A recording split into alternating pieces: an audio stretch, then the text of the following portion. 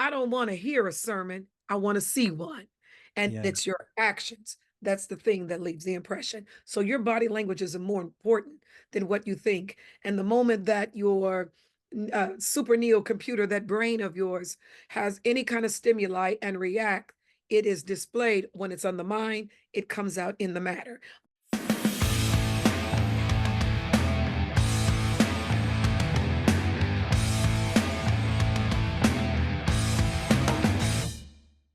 Welcome to the Deep Leadership Podcast. Today I'm joined by Linda Clemons. Linda is a charismatic speaker and corporate trainer with more than 3 decades experience helping clients boost sales.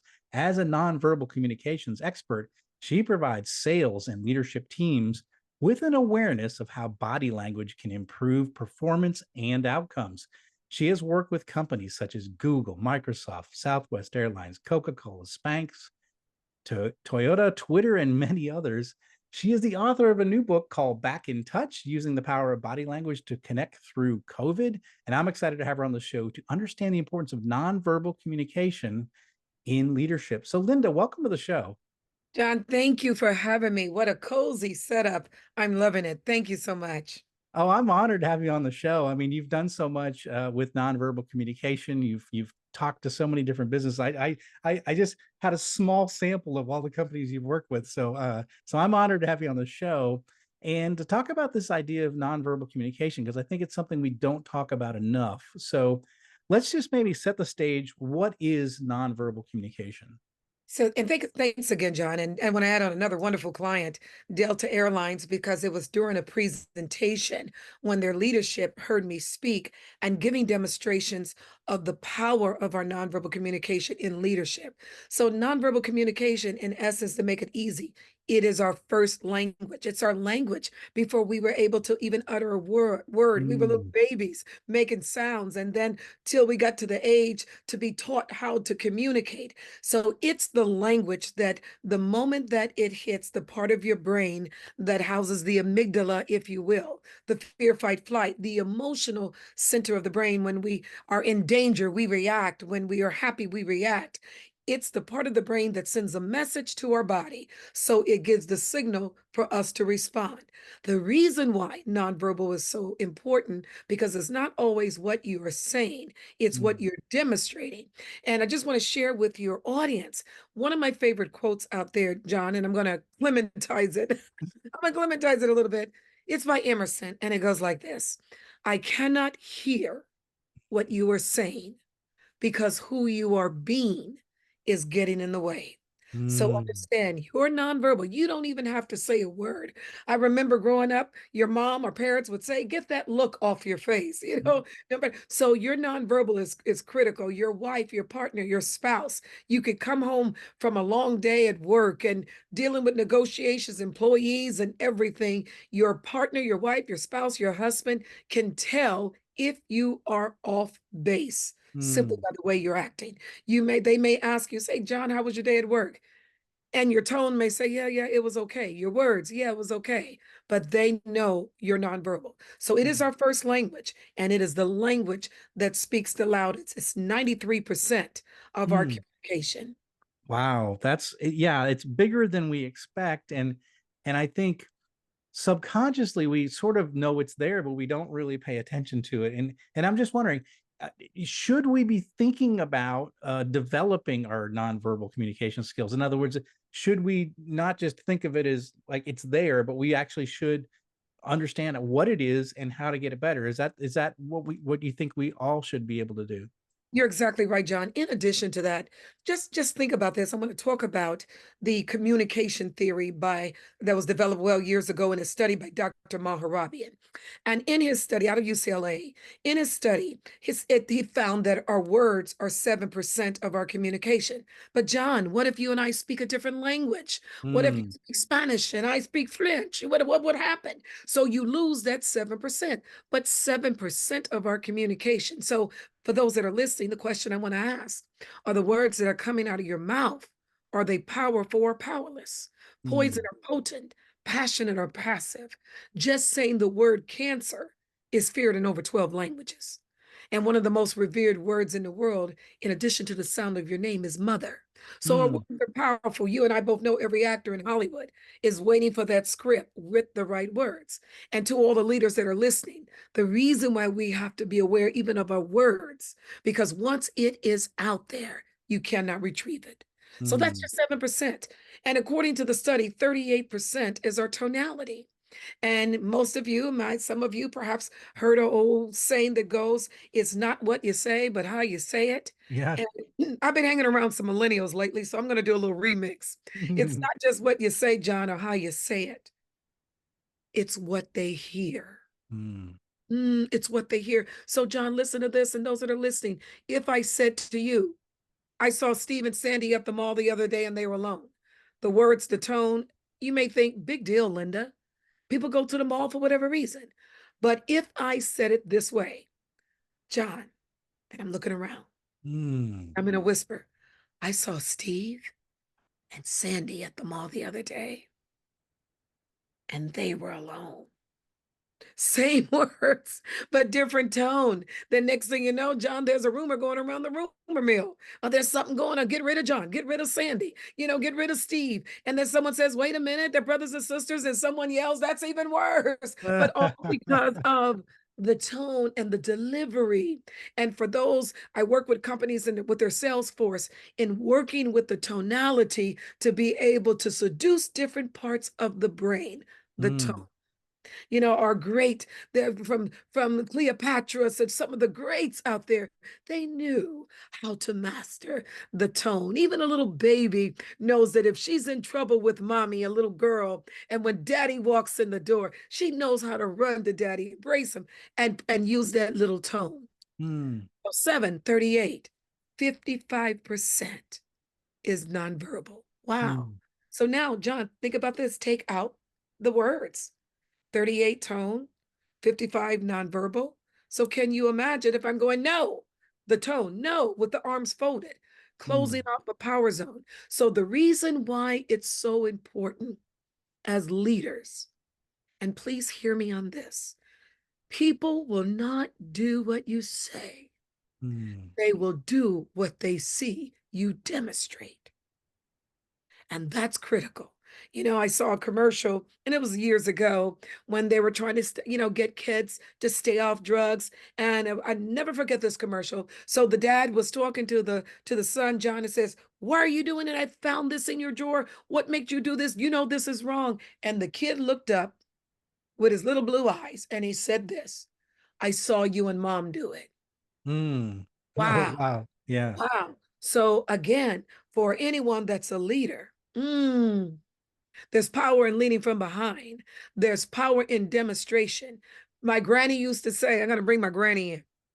Granny would say, baby, I don't want to hear a sermon. I want to see one.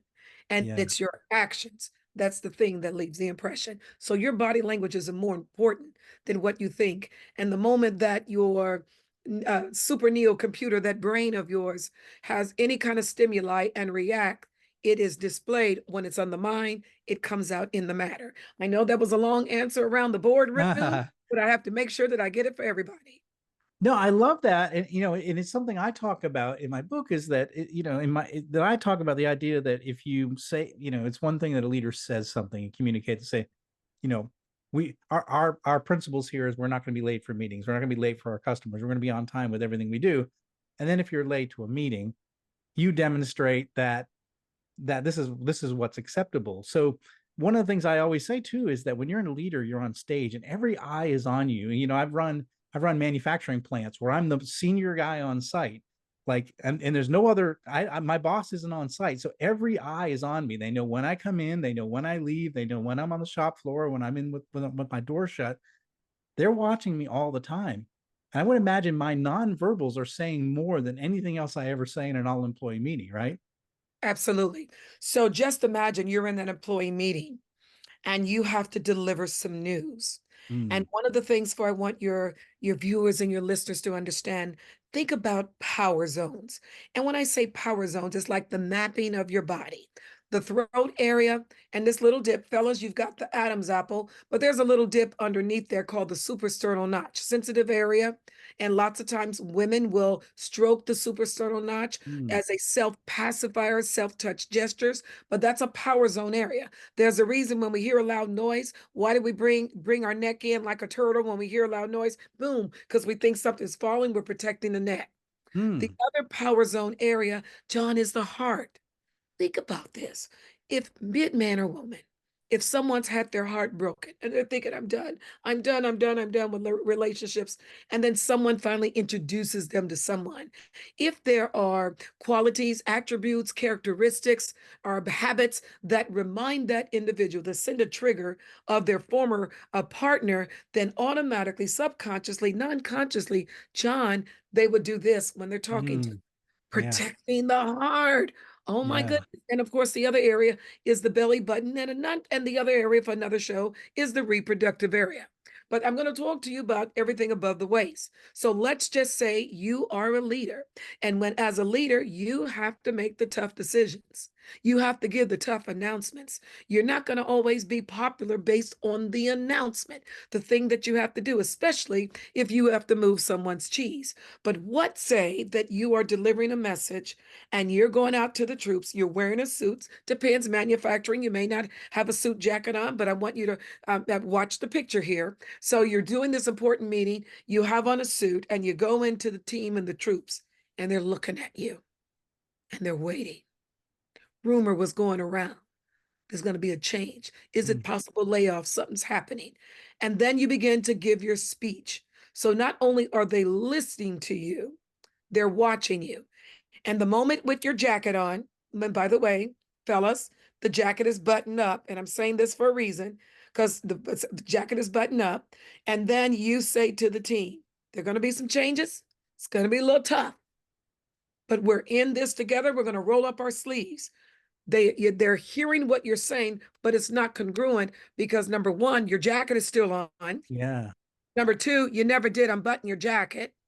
Number three, if we're going to roll up our sleeves, wouldn't it make sense to show them, hey, we're in this together? So Yeah. what it demonstrates is that, look, the changes are going to take place. I'm going to be okay, but some of you are in trouble. The same thing when somebody walks in the boardroom, men automatically, if they have a jacket on, the suit jacket, and the jacket is buttoned, if they are open for the possibilities of what's about to be said, they automatically sit down and they unbutton the jacket.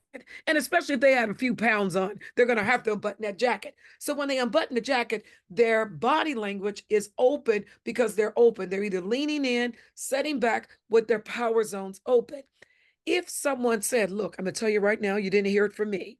There's going to be some changes, and I think your position's at stake. And then what happens? The person comes in, John, because they have that preconceived notion, they have that bias, someone deposited something negative in their head. They coming in on the defense, and guess what? How they're sitting. Arms folded, sitting back. It's like, okay, you've got 5 seconds to move me with the Mm. message. So the Yeah. power zones are closed off. Now, I have people say to me all the time, wait a minute, Linda, hold on a minute. Just because my arms are folded doesn't mean that I'm closed off. Mm. Listen very carefully.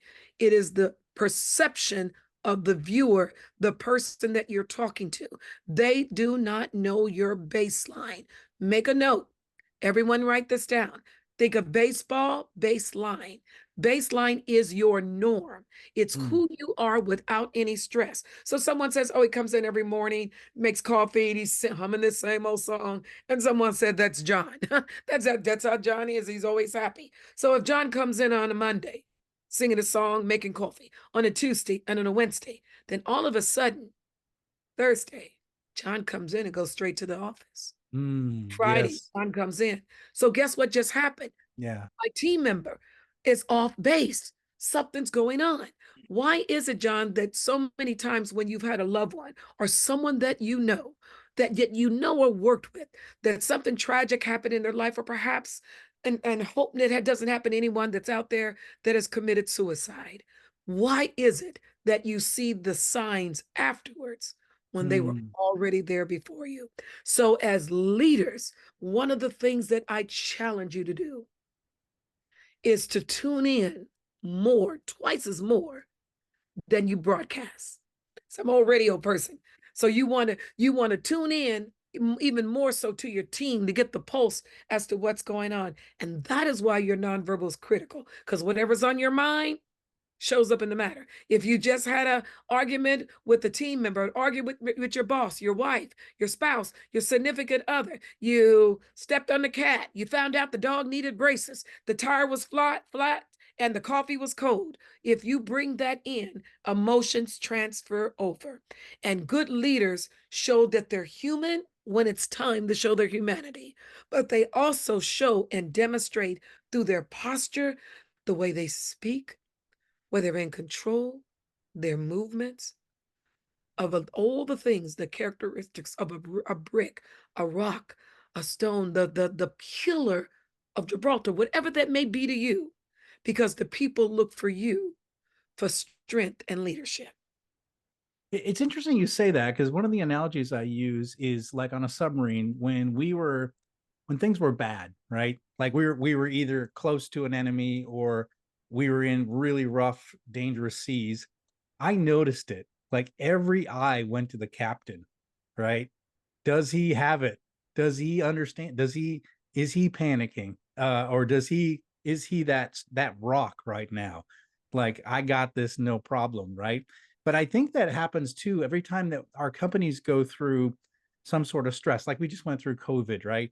And for me, we went through a supply chain disruption after that, right?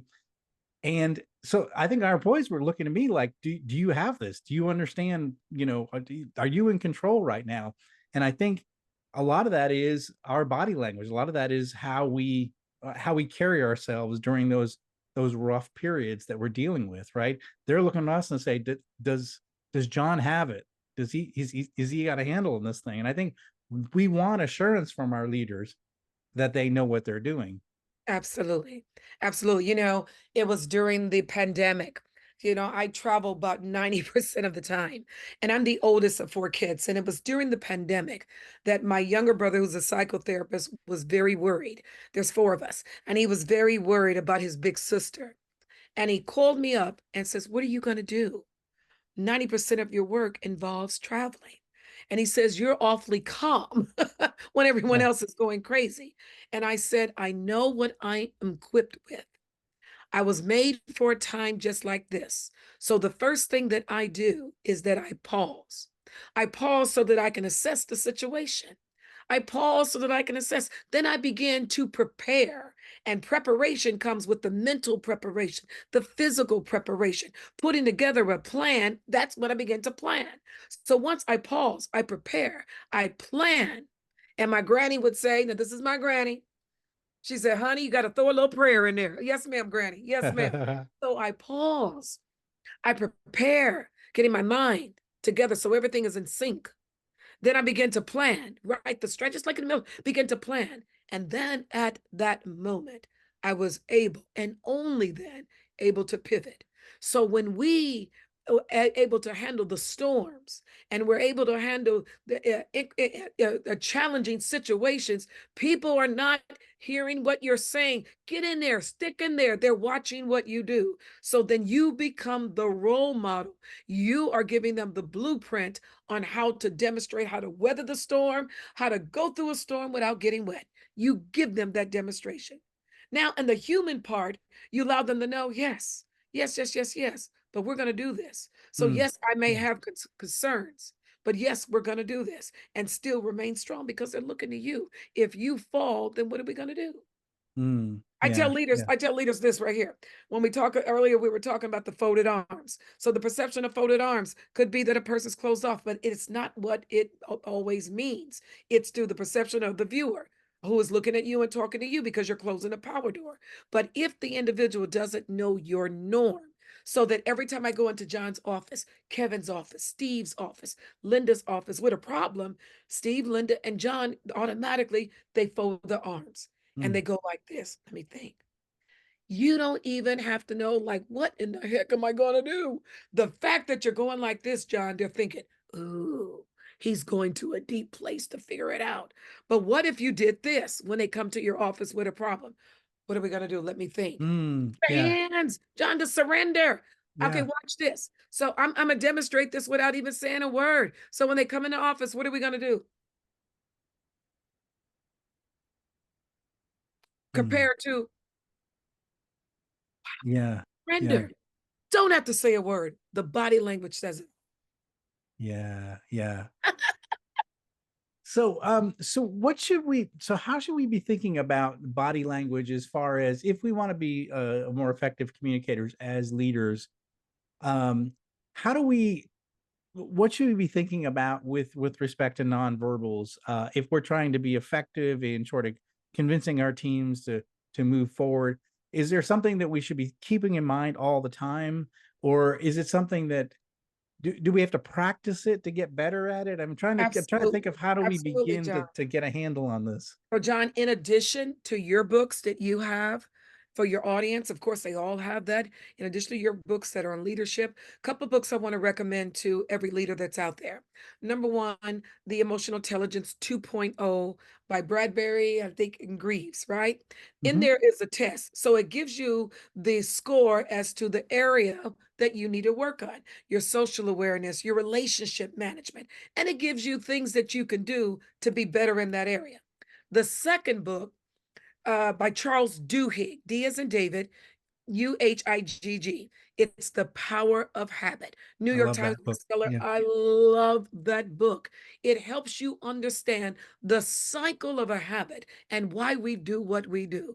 Man, it talks about like how Alcohol Anonymous was started. It talks about how Coach Dungy was able to win a super. It talks about all these great things in addition to the whole movement, how Martin Luther King by the power of habit and how you can take a team that may not be winning, and that can be in your company.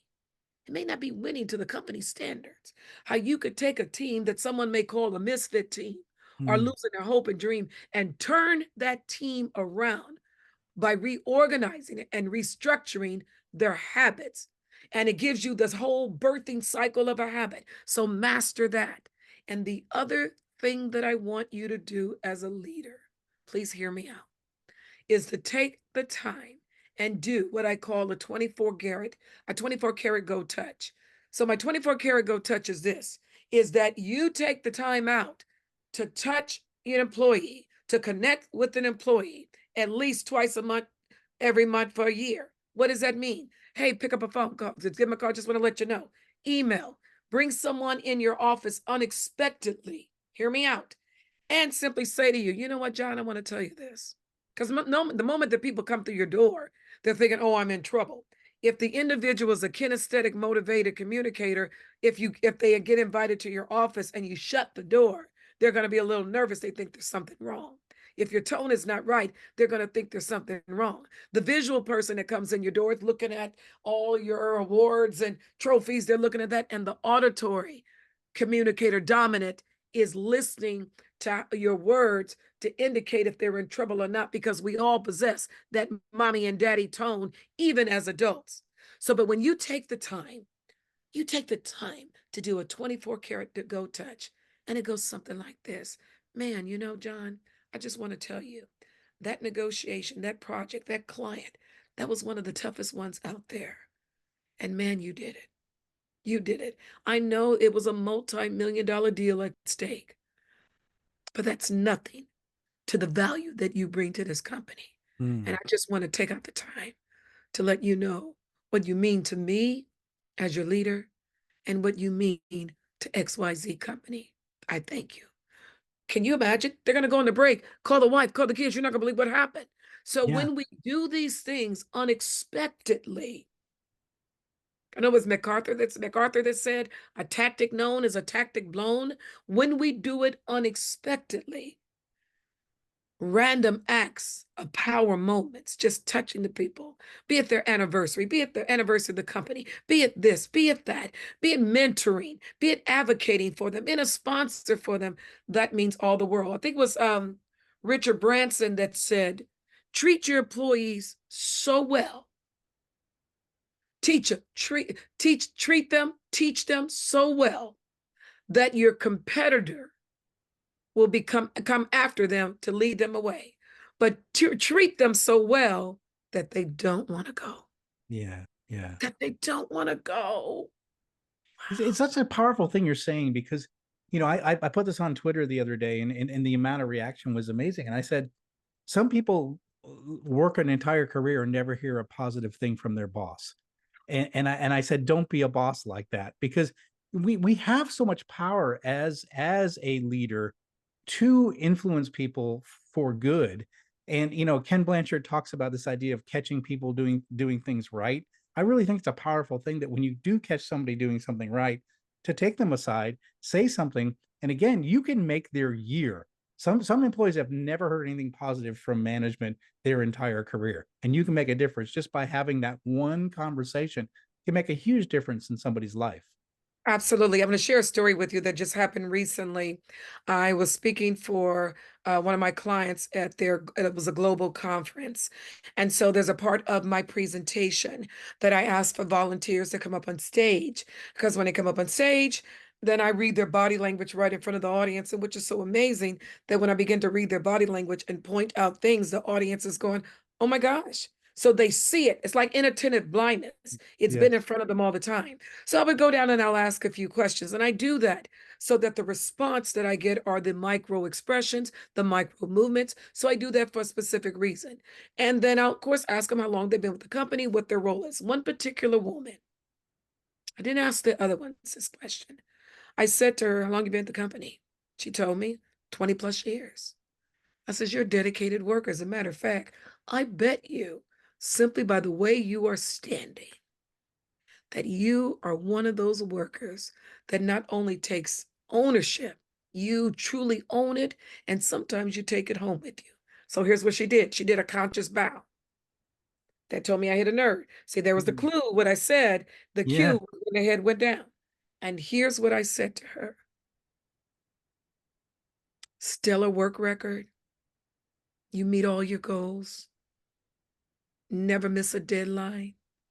You go over and above. And this is what I said to her. I want you to know. Now look at my facial expressions. I'm doing an eyebrow flash. I want you to know. And I leaned in, my power lean, right? Only so close to her Mm. face. I see you. John, the moment that I said, I see you, the floodgates came open. Mm. She started crying because she had felt invisible in the company. Mm. All the senior leadership was there, and it just moved them so. I think I got extended contract from that, but to be able to not know anyone and there are people that Yeah. are working with you. So to attest to what you were saying, absolutely, that have never had a good word said. That's so terrible. I heard that my wife's a teacher, and we were having dinner with a teacher friend of her, and she said in her career she's getting close to retirement. She said in her entire career she's had one good principal she's worked for. And how sad is that, to go a lifetime in a field that you have a passion for? She had a deep passion for teaching, but she had one good leader in all her years as a teacher. How Isn't sad it? is that? It's Yes. sad. Speaking of teachers, it was on, I think, one of the morning shows where they had a group of teachers come in because they did a special test in their school. They were inviting students. Some have been troubled or challenged, and some have excelled a little bit. And they've been inviting students to come into the principal office. We are all, as soon as we hear principal office, we all have that like, oh my gosh, what did I do? It's always seemed to be negative. Isn't it interesting? So when the student would walk into the principal office and they had it videotaped, the student would be setting their still. See, we're still, they're in the reptilian brain, afraid as to what I do. And the teacher picked up a sheet of paper while the principal was there. And the teacher said, I want to read something to you. So every teacher wrote a letter to different students at random as to what they meant to them and how Oh. important and I'm like I'm getting the bawling right now. And when those kids, those babies start bawling, start crying, this is what we take with us when we leave this earth. Service is what we pay our dues to be on this earth. But these are the things that people remember. They may not, it's what you do and the impact that you make. And that was so powerful with those kids. Now, when they walked out of the door, they walked out 2 inches taller. Yes. Yes. And we have the power as leaders to do that. Yes. Yeah. Yes. Every leader should have, it was, what was the company? John, it was not too long in the news, the AI company where the board ousted, ChatGPT, remember the board ousted the leader, Right. right? And Microsoft was ready to grab him up. Then over 800 employees, you heard about that, signed Yes. the petition and presented to the board. And it went like this: if you don't bring him back, we all are walking. Now, Yes. other people are like, Shuck, can you believe that? I'm thinking, what kind of leader is that? That you are willing to sacrifice your livelihood. Of course, being in technology, yeah, you could get a job. But the fact is that 800 people signed a petition and they said, John, while we're at it, there's a couple of board members that should be off the board. That they Nice. even, and so Yes. now, of course, he's back over at the company. But can Yeah. you imagine, John, what kind of leader is that? What kind Yeah. of leader is that? Some people would say good riddance. So so to the leaders that are out there listening, if I was to come to your company and interview your team, your troops, your partners, if I was to interview them and ask them who are the leaders in the company, and then bring your name up and ask them, what kind of leader are you? Ask yourself, what would they say? There's some companies, John, I go to and I say, look, we're about to put together, I'm doing a little test here. We're about to put together a special project. Who do you think would be a good leader for the project? And there have been some companies that I've attended that they didn't mention the supervisor. They didn't mention the manager. They didn't mention the current leadership or any of the C-suite, maybe one or two, but they would mention other people on their team Mm. that naturally demonstrate those leadership qualities. See, you're not Wow. a Yeah. leader because you call yourself a leader. You're not a leader. Newsflash. Yeah. You are a Yeah. leader when the people that you lead call you a leader. Such a powerful statement. I absolutely love that. I absolutely love it. It's not about your rank or your position. Are you, what do people say about you? I love that. Um, this has been fantastic, Linda. What final message would you like to leave with our audience about this subject? The final message that I want to leave is that there's a quote poem by Benjamin Mays, and there's 31,536,000 seconds in a year. You've only got a minute, 60 seconds in it, forced upon you. You didn't seek it. You didn't choose it. You are hurt if you lose it. You're accountable if you abuse it. It's only a tiny little minute. But the people that are standing before you, their future is in it. And I challenge all of you. This is your time and your season to take your rightful place, lead from behind, so that we can all get to the goal together. I love that message. We started with nonverbal communication and we got into really what leadership is all about. And I absolutely love that, Linda, that this is such a powerful message you shared with us. How can our listeners find out more about you, this book, and I know you've got a new book coming soon, Yes. and your services and what you provide with companies? Absolutely. So companies bring me in for 3 areas. Number one, sales. Number two, nonverbal communication, and also leadership training. You can follow me because I have to do what my niece says. You got to listen to millennials, right? Yeah, On exactly. Instagram, because it's so easy. It's at lindaclemons.com. And it's Clemons spelled with one M, Clemons. You can also reach me through my website, which is my name, lindaclemons.com.